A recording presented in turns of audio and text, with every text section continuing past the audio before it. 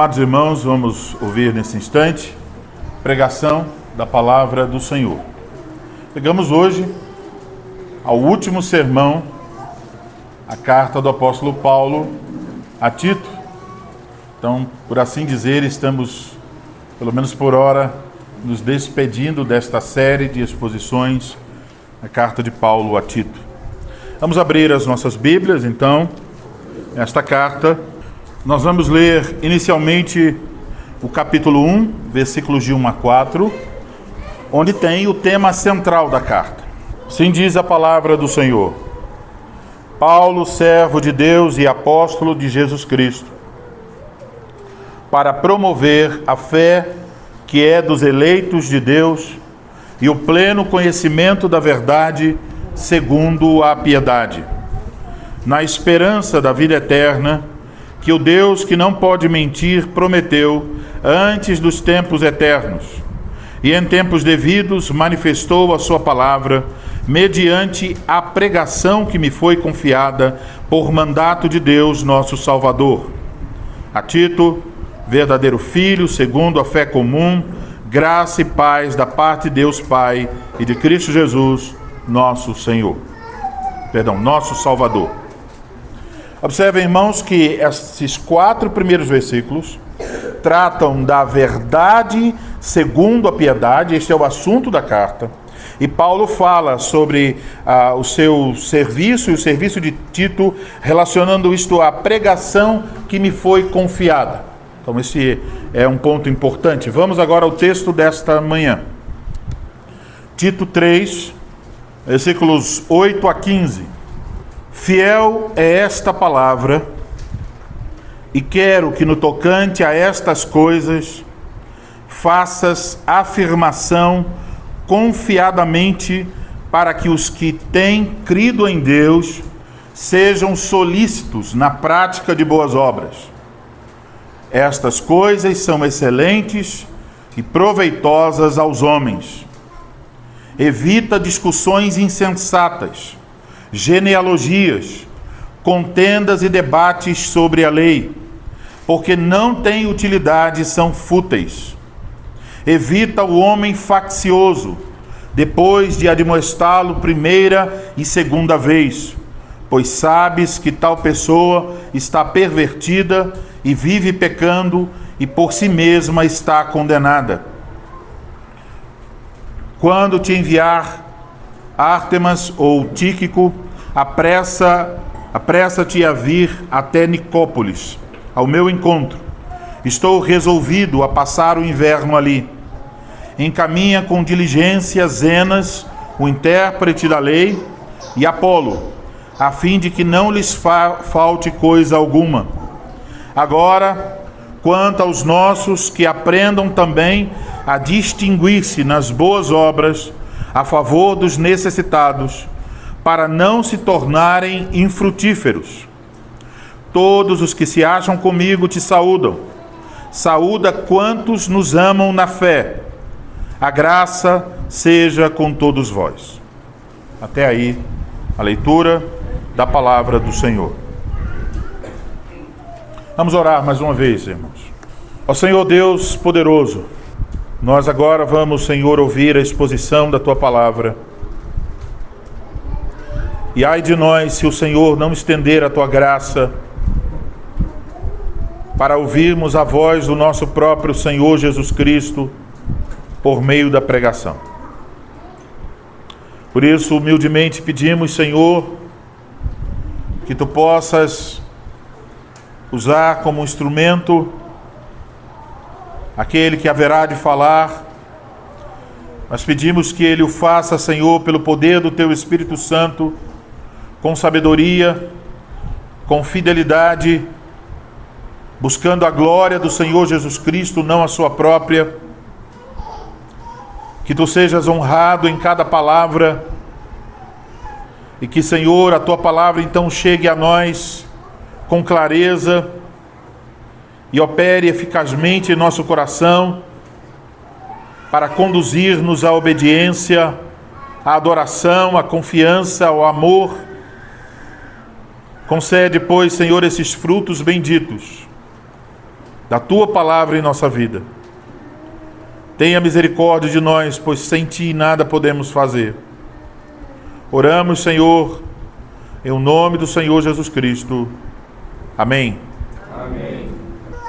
Amados irmãos em nosso Senhor Jesus Cristo, essa manhã chegamos então à última exposição desta série de Paulo, na Epístola de Paulo a Tito.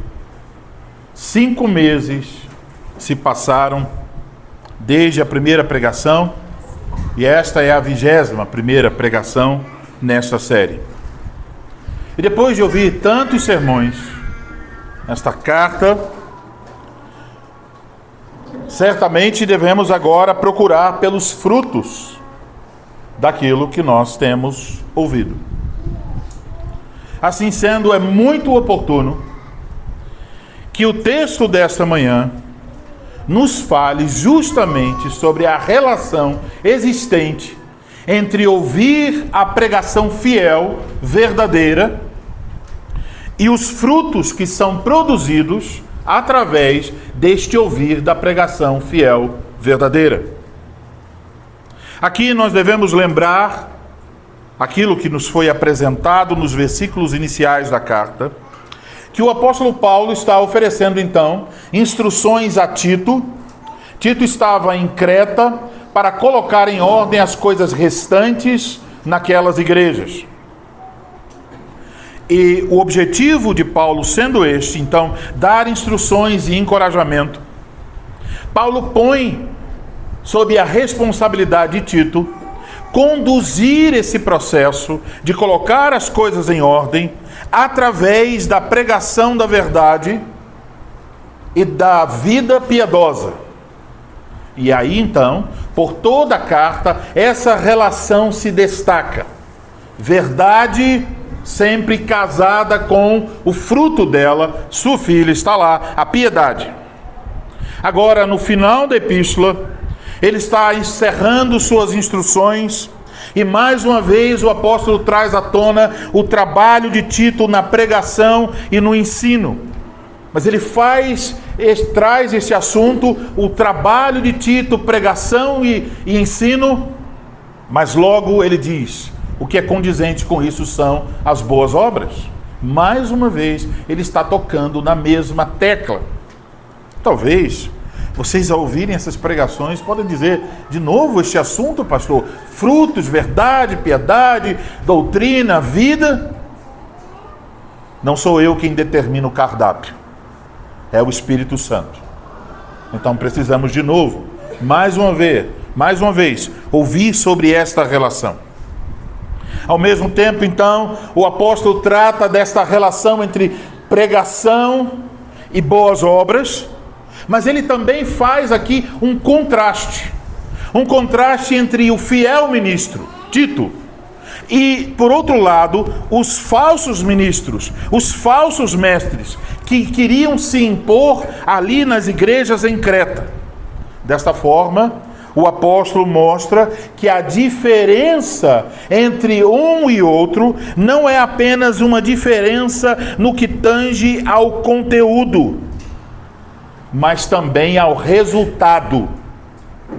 O conteúdo é diferente, o resultado também deve ser diferente. Podemos notar este contraste quando se diz que aquilo que Tito deveria afirmar é algo excelente e proveitoso. Versículo 8. Mas em seguida, ele diz o que o Tito deveria evitar, e era aquilo que ensinavam os falsos mestres, e ele diz que aquilo era algo inútil e vão. Por isso, ao olhar para o texto desta manhã, aprendemos sobre o que nós devemos esperar do ministério da palavra. Aprendemos como nós devemos responder à pregação fiel e como isso tem a ver com as coisas restantes a serem colocadas em ordem também nesta congregação. É por isso, então, que eu vos anuncio a palavra de Deus sob o seguinte tema: os bons frutos da pregação fiel. Em primeiro lugar, nós devemos reconhecer a utilidade da pregação fiel. Veja versículo 8.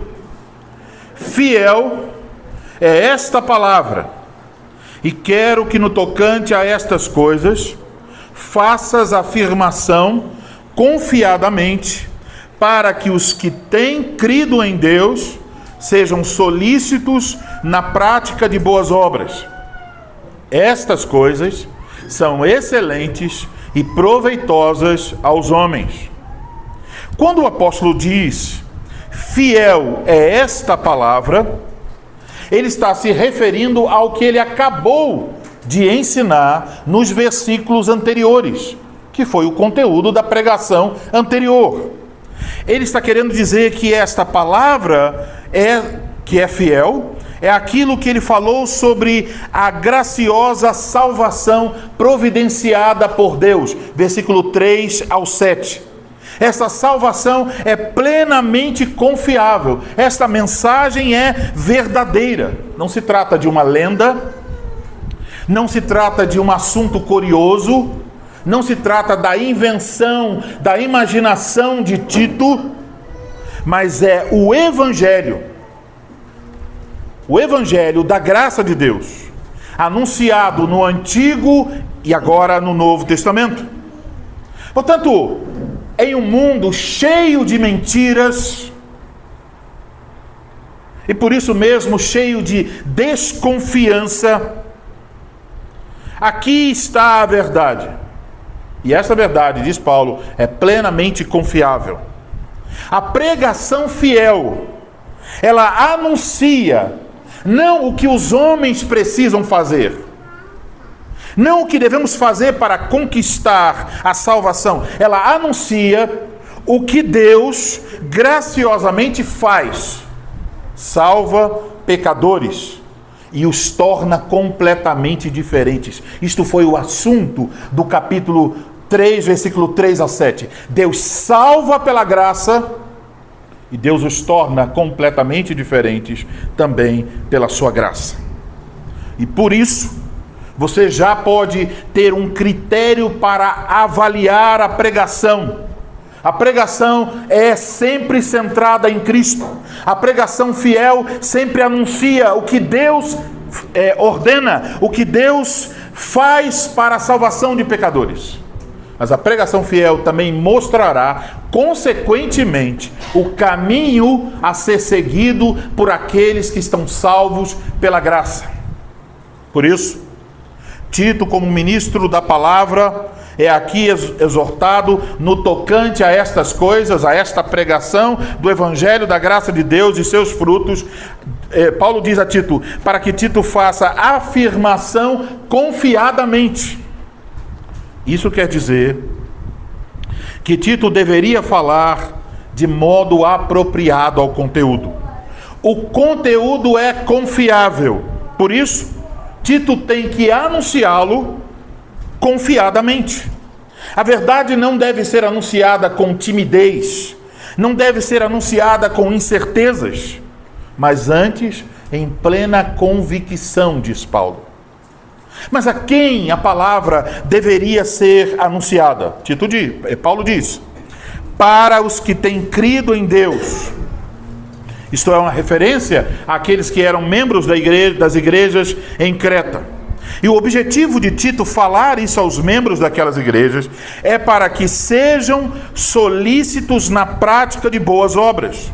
Essa expressão, ser solícito, ela está relacionada com colocar uma coisa na mente, em concentrar-se em algo para realizar este algo. Portanto, Tito deveria pregar com confiança o Evangelho da graça de Deus, falando aos que creem, a fim de que estes, ouvindo tal pregação, tivessem como alvo de suas preocupações, dos seus esforços, a realização de boas obras.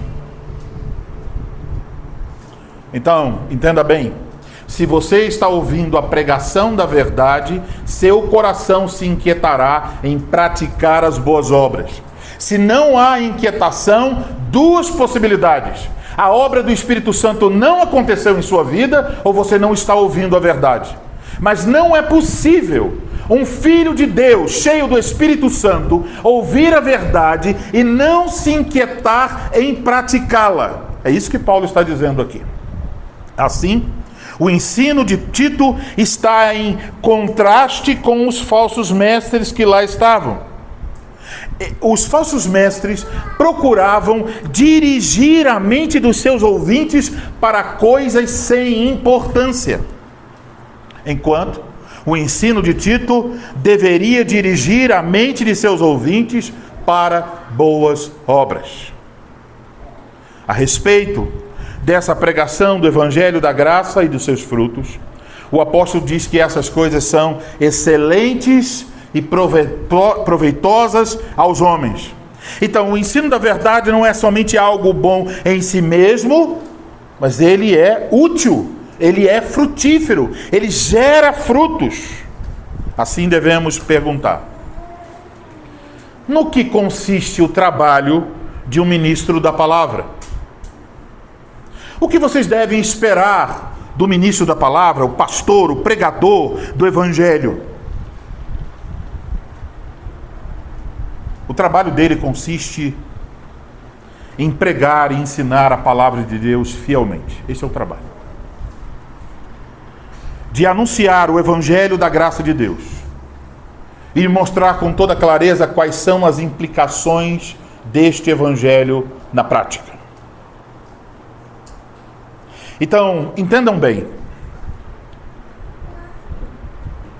A pregação não é o espaço para que o pregador tente mostrar seus conhecimentos, para que ele de alguma forma chame a atenção para a sua eloquência. A pregação não é para satisfazer a curiosidade de vocês sobre um ponto ou outro da doutrina bíblica. Não é para matar a avidez por novidades, por segredos, por coisas que ninguém nunca viu. Sendo a pregação da verdade, sendo uma pregação do Evangelho da graça de Deus, a pregação deve ser útil e frutífera. Imagine que você vá ao médico e tudo que você quer é uma orientação do médico sobre como obter um tratamento para um determinado problema de saúde. E olha, você chega no médico, você encontra um monte de diplomas e você diz: rapaz, esse homem realmente estudou muito.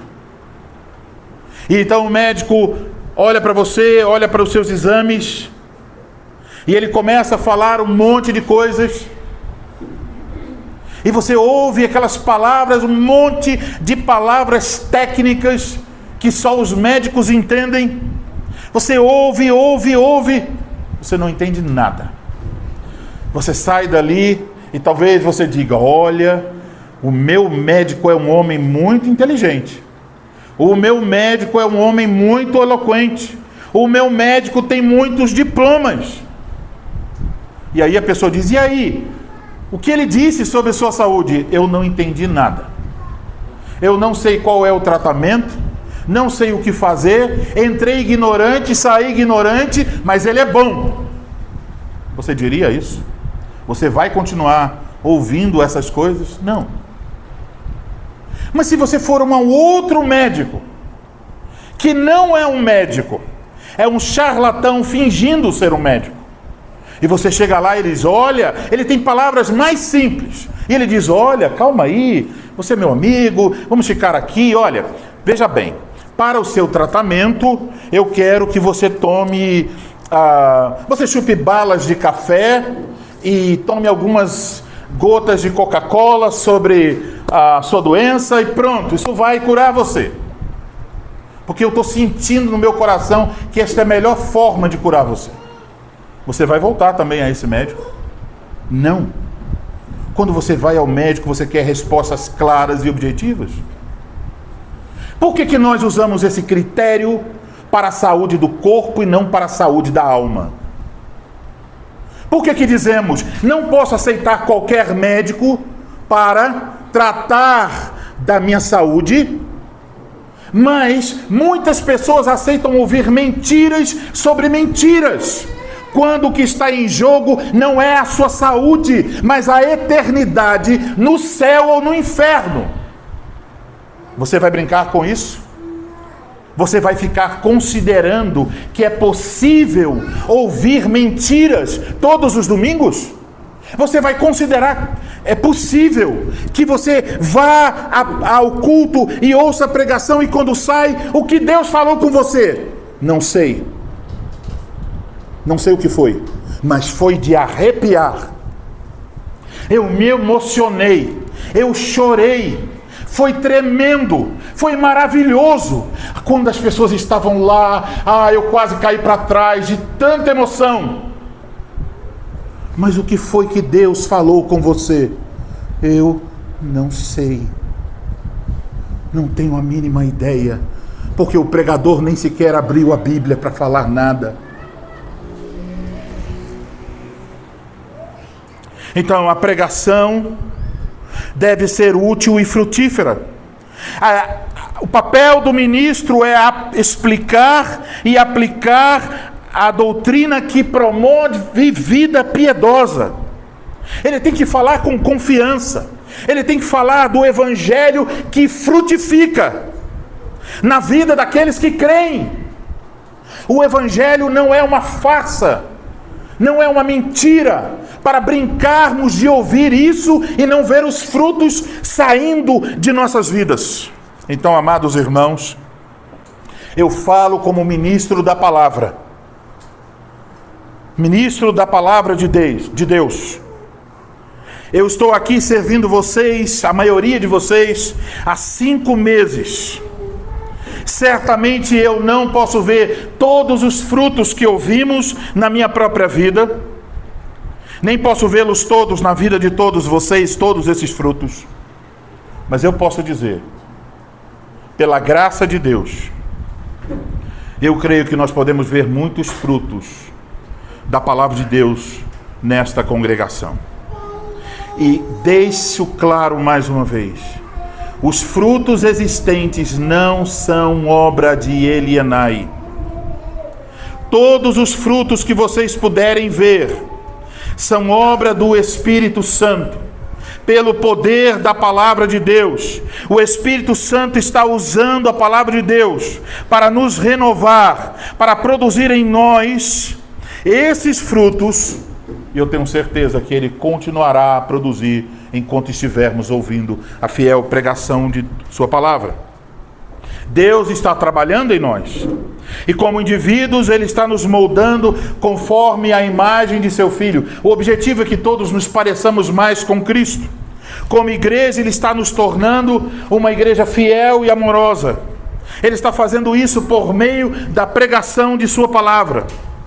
Portanto, meus irmãos, quando vocês estiverem sentados nesses bancos aos domingos, lembrem-se que se vocês podem ouvir a pregação fiel da palavra, isso não é para encher a mente de vocês com a verdade, mas é para transformar a vida de vocês com a verdade. No final das contas, o objetivo da pregação é que aqueles que estão ouvindo se tornem solícitos na prática de boas obras.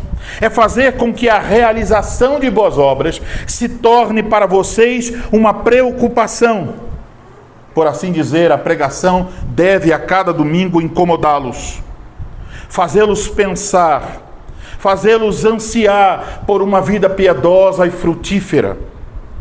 Vocês não devem adotar aquela postura que parece agradar a muitos, um interesse mórbido, moribundo, um interesse de um morto, pela verdade e pela pregação.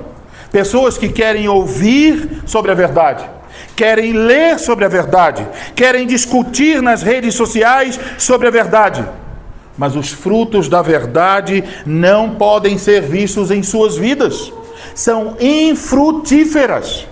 Então, uma pessoa pode ouvir 1000 palestras, pode ouvir 1000 sermões fiéis, pode ter em sua casa uma biblioteca com milhares de livros, pode assistir a centenas ou milhares de vídeos na internet, mas ainda assim permanecer infrutífera. Tal pessoa não tem um coração que arde por Deus, tal pessoa não anseia pelas boas obras, tal pessoa não se esforça nelas, tal pessoa não compartilha o Evangelho. É apenas um tipo de religiosidade em que a pessoa sai da sua casa, vai até o prédio onde a igreja se reúne, volta para a sua casa e toda a sua religião se resume a isso. Então, irmãos, lembrem-se, não estou aqui para divertir vocês, não estou aqui para satisfazer o desejo de vocês por ouvir a verdade. Estou aqui como ministro da palavra e todos nós estamos aqui para nos submetermos à obra do Espírito Santo por meio da palavra de Deus. O que nós queremos é ouvir por meio da voz do pregador a voz do Supremo Pastor, o nosso Senhor Jesus Cristo. Nós queremos que a palavra dele venha até nós, que ela venha ao encontro dos nossos pensamentos, da nossa vida, que ela nos mude completamente, que ela mude a vida da família, que ela mude a vida desta igreja, que esta palavra mude a cidade de Campinas. Então aprendemos aqui que precisamos de fiéis ministros da palavra, que nos preguem o Evangelho da graça, que nos mostrem as implicações deste Evangelho de forma convicta, e que este é o meio que o Espírito Santo usa para transformarmos e transformar tudo ao nosso redor. Então, certamente, precisamos de ministros fiéis, que não irão meramente encher a mente dos ouvintes com termos teológicos e palavras difíceis, mas que anunciarão a graça de Deus de forma clara e mostrarão os frutos do Evangelho. Precisamos que Cristo nos conceda homens assim, são uma dádiva dele. Mas não é só isso que precisamos. Aprendemos também aqui algo sobre nossa resposta à pregação fiel. Então pense sobre isso. Vocês ouviram, uma grande parte de vocês ouviu 21 sermões desde que a congregação iniciou em maio deste ano. Surge então a pergunta: a pregação que vocês estão ouvindo está mudando a vida de vocês? Marido, a sua esposa diria que você hoje é um homem diferente de há 5 meses atrás? Esposa, seu marido diria que você agora é uma mulher diferente de 5 meses atrás? Seus parentes, vizinhos, amigos diriam alguma coisa sobre isso? As boas obras têm se tornado para você um motivo de preocupação.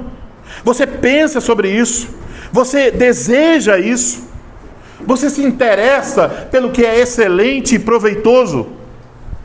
Você precisa responder essas perguntas hoje.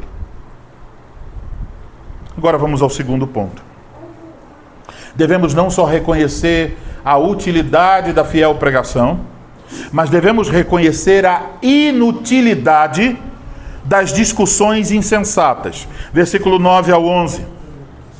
Evita discussões insensatas, genealogias, contendas e debates sobre a lei, porque não têm utilidade e são fúteis.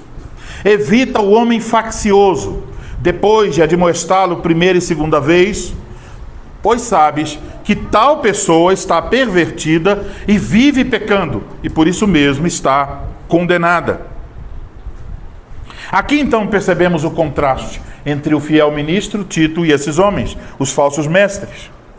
Tito deveria ensinar a doutrina que promove a piedade, a doutrina útil, frutífera, ao mesmo tempo em que evita discussões insensatas.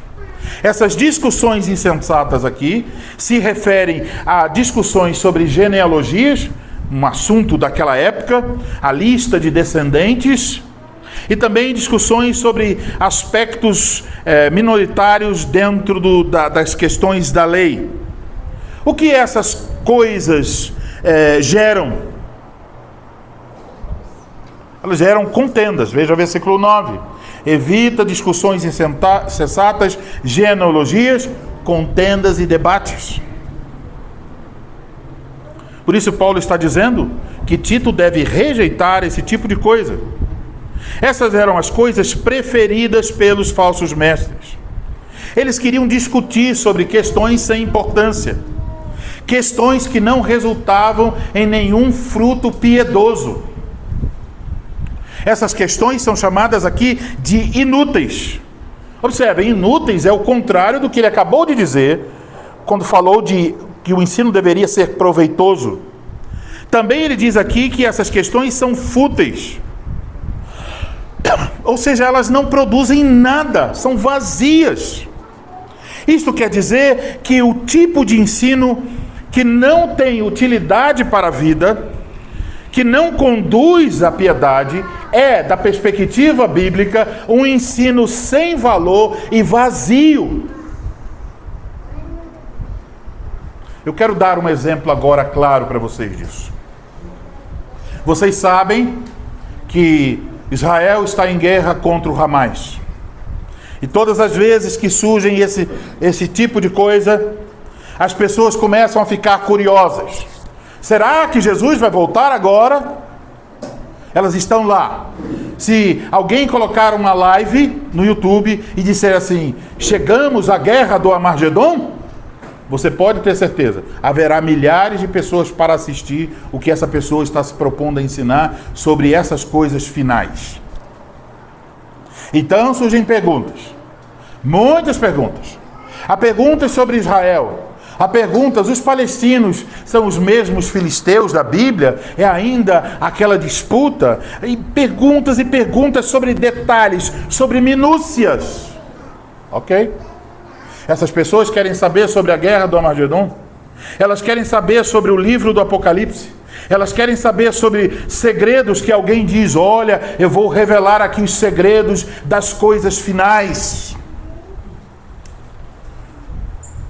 Mas essas mesmas pessoas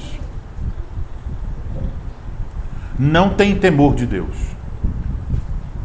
O casamento é uma bagunça. Homens que estão lá brigando por minúcias já separaram de 2, 3 mulheres porque elas não suportam esse homem.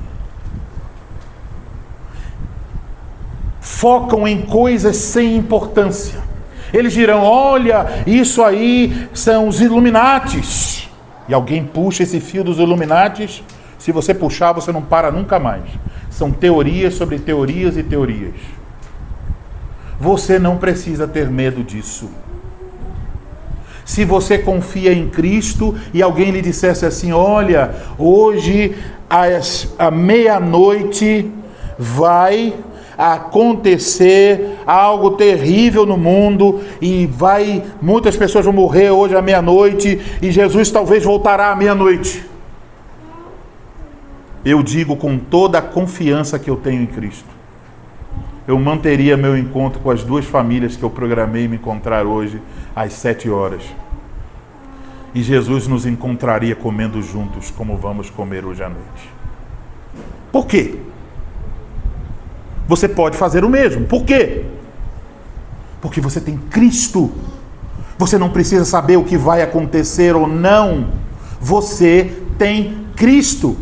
Isso, e me entendam bem, não estou dizendo que nós não podemos ter perguntas sobre a Bíblia, devemos tê-las. Mas as perguntas devem ser para conhecer a Cristo, para amar a Cristo, para servir a Cristo. O que eu estou falando aqui é daquelas pessoas que têm uma eterna curiosidade, mas nunca chegam a Cristo.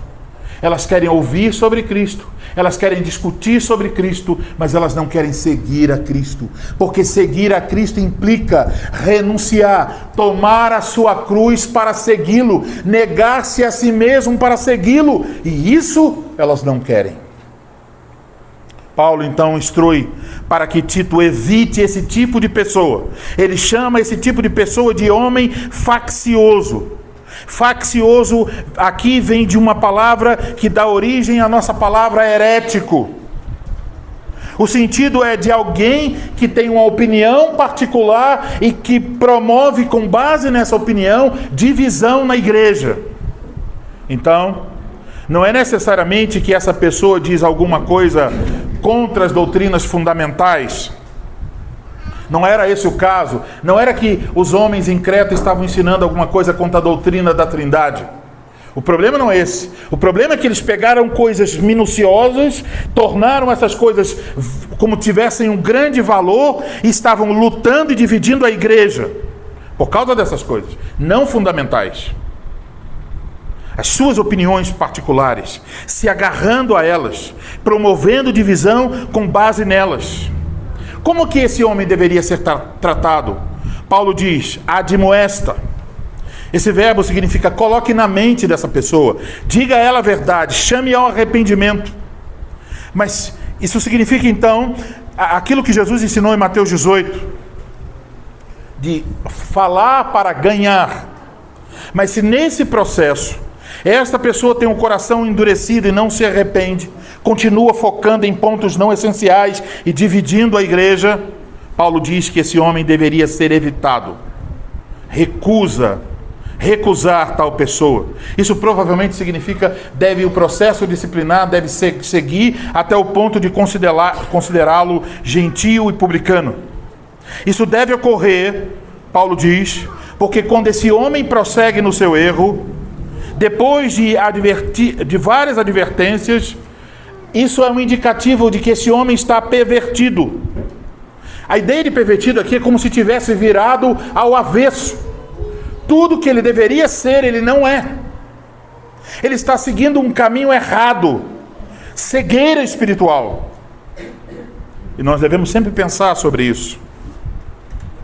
Então a ideia geral aqui é que Tito não deveria gastar tempo com discussões com esse homem faccioso, porque se Tito faz isso, o trabalho de Tito é desviado. Em vez de instruir o povo de Deus na doutrina que promove a piedade, Tito ficaria discutindo interminavelmente com o homem faccioso. Amados irmãos, entendam bem, aquilo que nos afasta o olhar da graça de Deus deve ser evitado.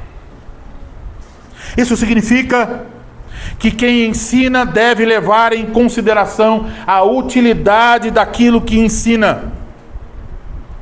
O objetivo do ensino, da pregação, não é arrepiar as pessoas, não é fazê-las chorar, se emocionar e dizer no final, uau, rapaz, que grande pregador, ele é maravilhoso, ele fez todo mundo ir assim a um estado de êxtase.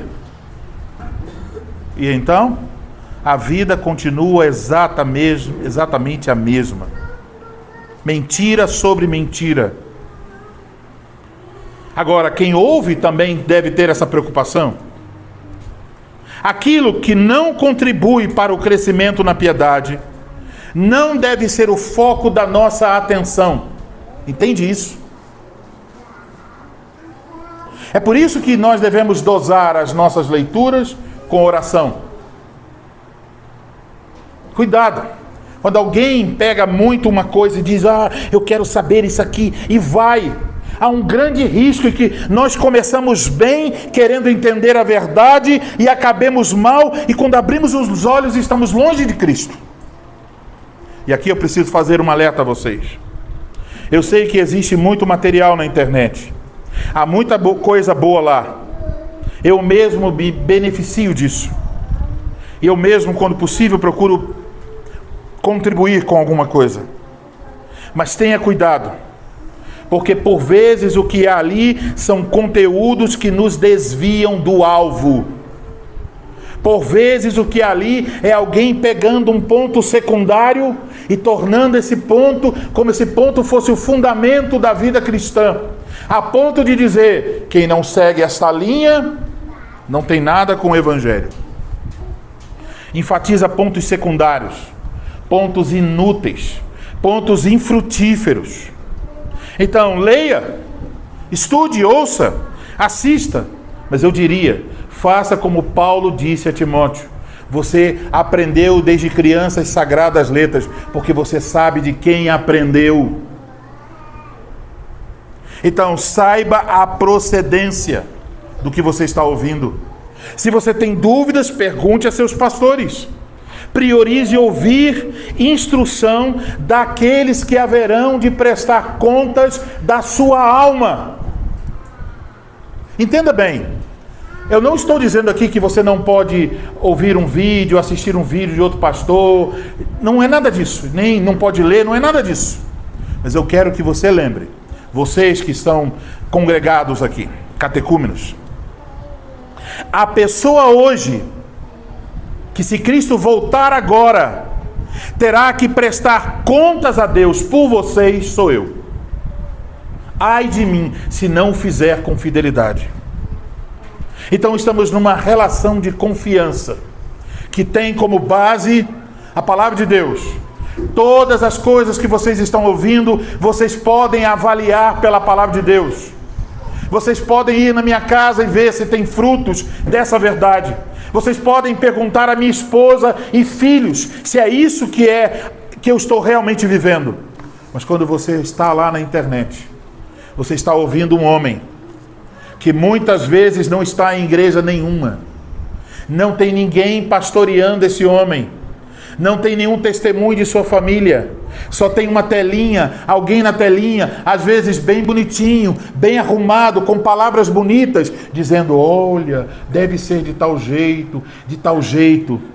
E muitas vezes as coisas faladas são as coisas que o seu coração deseja. Parecem agradáveis. Você diz, olha, eu acho que ele tem razão. E você começa a puxar o fio, a ouvir um vídeo, outro, e daqui a pouco você está lá cercado de mentiras por alguém que não assumiu responsabilidades por você. Muitas vezes faccioso, insubordinado, não pode estar em igreja nenhuma e por isso funda a sua própria igreja. Espalhados na internet. Então tenha cuidado com o que você ouve, com o que você assiste. Além disso, devemos ter muito cuidado para que também na nossa comunhão temas controversos não sejam instrumentos para nos dividir. Quando você se propuser a discutir alguma coisa com alguém, pergunte: qual é a utilidade desse tema para a vida piedosa? Como que isso vai contribuir para o meu crescimento e o crescimento dos meus irmãos na graça de Deus? E se você não consegue resposta, talvez seja melhor você chegar à seguinte conclusão: eu não devo desgastar a comunhão dos santos com discussões insensatas sobre temas que não têm utilidade. Essas discussões devem ser evitadas. Evitado também deve ser o homem faccioso, porque o homem faccioso nunca se dobra. Significa que a contenda nunca terá fim. Um exemplo disso são aquelas discussões nas redes sociais. E se alguém se aventura ali falar a verdade, descobrirá que os debates não têm fim.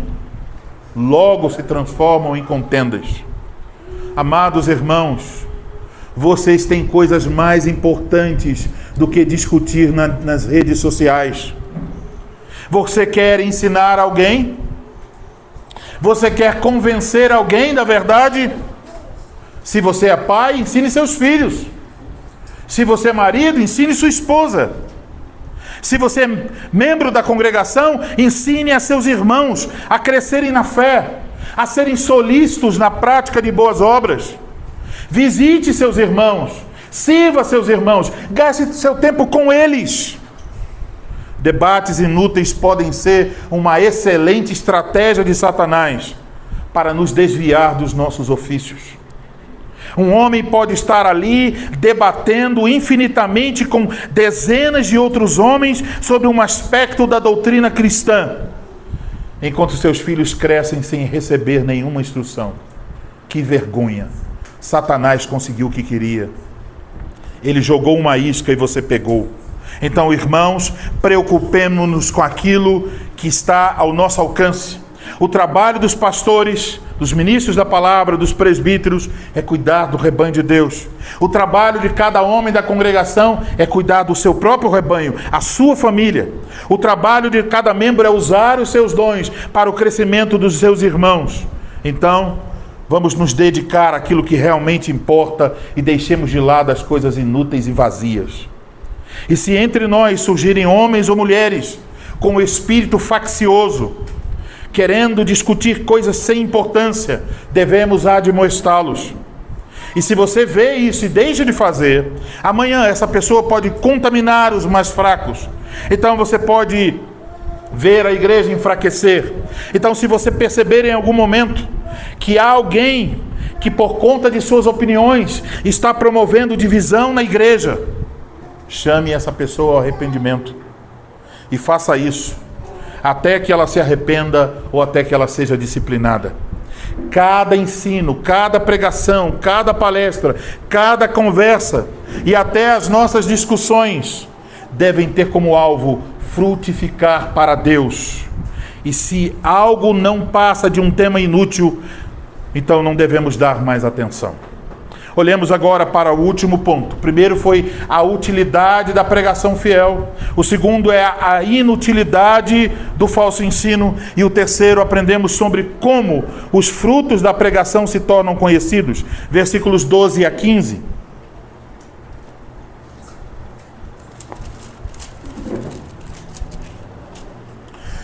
Quando te enviar Ártemas ou Tíquico, apressa-te a vir até Nicópolis ao meu encontro. Estou resolvido a passar o inverno ali. Encaminha com diligência Zenas, o intérprete da lei, e Apolo, a fim de que não lhes falte coisa alguma. Agora, quanto aos nossos, que aprendam também a distinguir-se nas boas obras, a favor dos necessitados, para não se tornarem infrutíferos. Todos os que se acham comigo te saúdam. Saúda quantos nos amam na fé. A graça seja com todos vós. Então, o corpo da carta agora é concluído. O apóstolo apresenta diferentes recomendações sobre como frutificar. E ele oferece não só recomendações, mas também saudações finais. Ele comunica a Tito que ele esperava encontrar Tito e passar o inverno junto com Tito numa cidade chamada Nicópolis. E Tito deveria então se esforçar para encontrar-se com Paulo em Nicópolis. Paulo ainda estava na dúvida sobre quem ele deixaria no lugar de Tito, um homem chamado Ártemas ou outro chamado Tíquico. Não sabemos muita coisa sobre Ártemas, mas sabemos sobre Tíquico. Ele foi um colaborador de Paulo. Ele aparece várias vezes no Novo Testamento como alguém que estava levando as cartas de Paulo às igrejas.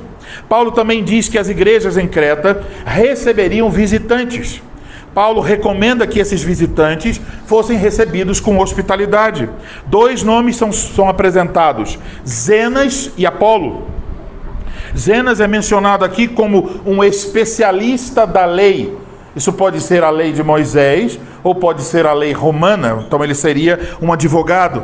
O outro homem é Apolo, um eloquente pregador da palavra de Deus, mencionado em Atos 18. Esses 2 homens provavelmente foram os homens que levaram a carta às mãos de Tito. E agora Paulo está dizendo que quando eles lá chegassem, não lhes faltasse nada, que eles deveriam ser supridos de tudo que é necessário para eles continuarem sua viagem missionária. Paulo diz que eles deveriam então dar suporte a esses irmãos por causa do Evangelho. Isso era uma boa oportunidade para as igrejas em Creta se mostrarem frutíferas no Evangelho. Por isso, no versículo 14, ele diz: os nossos aprendam também a distinguir-se nas boas obras, a favor dos necessitados, para não se tornarem frutíferos. Uma forma de fazer isso era providenciar para Zenas e Apolo aquilo que era necessário para eles seguirem a sua viagem. Mas aqui temos um princípio que serve para outras situações. O apóstolo está falando que o evangelho da graça de Deus deve levar à realização de boas obras. E como um resultado disso, como um exemplo disso, ele diz: boas obras a favor dos necessitados. Isso quer dizer que um dos bons frutos da pregação da palavra de Deus na vida daqueles que a ouvem é que haverá uma disposição do coração para usar seus recursos e dons para ajudar aqueles que têm necessidade. E se alguém não faz isso, diz Paulo, essa pessoa se mostra infrutífera no reino de Deus. É por isso que no versículo 15 temos a saudação e a bênção final que abrange não só Tito, mas os irmãos em Creta. Isso fica evidente. Paulo não está falando só com Tito, ele está falando a todas as igrejas em Creta. Ele quer que essas igrejas sejam frutíferas. Amados irmãos, quando a palavra de Deus age em nós, muitos frutos devem ser vistos. E nesse contexto, 2 frutos aparecem com uma certa clareza. Primeiro, a disposição de apoiar aqueles que estão envolvidos na pregação do Evangelho. Esse tipo de fruto deve ser visto na disposição de contribuir para o ministério, para a manutenção do ministério da palavra, e deve ser visto em outras formas para apoiar esse ministério na igreja. Isso implica em orar pelo ministro da palavra, isso implica em encorajar e compartilhar a mensagem que estão ouvindo. Mas o fruto do Evangelho também se evidencia no cuidado para com aqueles que têm necessidade. Então isso significa que nenhum irmão na congregação de Cristo deve passar por alguma necessidade ou luta sozinho. A implicação disso é que essa pessoa, se precisa, deve receber apoio financeiro, deve receber o nosso tempo, o nosso serviço e apoio em qualquer coisa que seja necessária. Por exemplo, se alguém está internado, talvez precise de alguém com ele, ou talvez precise de alguém em sua casa para cuidar das suas coisas.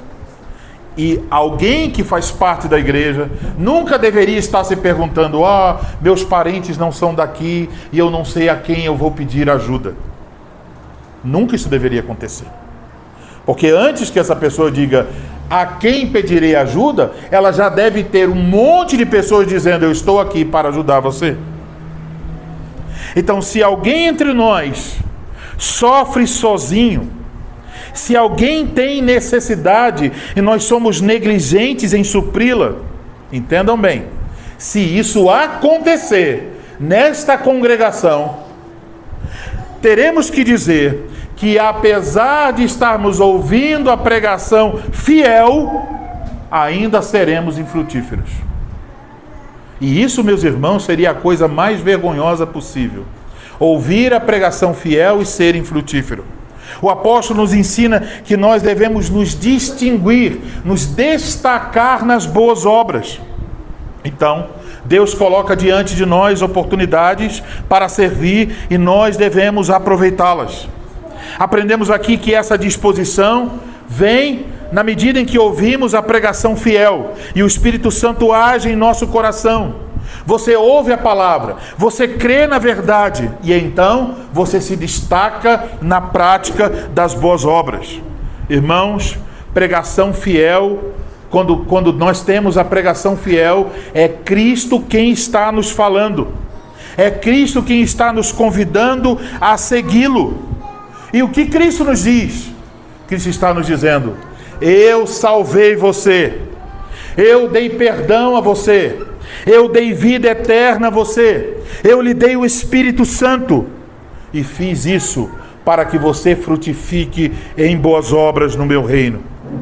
Eu pergunto então a você: você está frutificando em boas obras? Esta então é a última pregação nessa epístola. E permitindo o Senhor, no próximo domingo, nós vamos continuar ouvindo pregações na palavra do Senhor em outros livros da Bíblia. Mas agora, quando essa etapa da nossa caminhada se encerra, nós precisamos fazer com toda sinceridade um exame. Você precisa responder hoje, agora, em seu coração, que frutos da palavra de Deus você pode ver em sua vida. Você diria lá no fundo de sua alma: eu quero ser mais frutífero, eu quero ser mais fiel. Se você diz isso, saiba que não existe outra fonte onde buscar a não ser o próprio Cristo. A mesma graça que semana após semana vem sendo anunciada é a graça para viver esses frutos sobre os quais aprendemos. Oremos para que sejamos ouvintes atentos e praticantes fiéis da palavra de Deus. E que os bons frutos da pregação possam ser vistos em nossa vida, para a glória do nosso Senhor Jesus Cristo. Amém. Amém.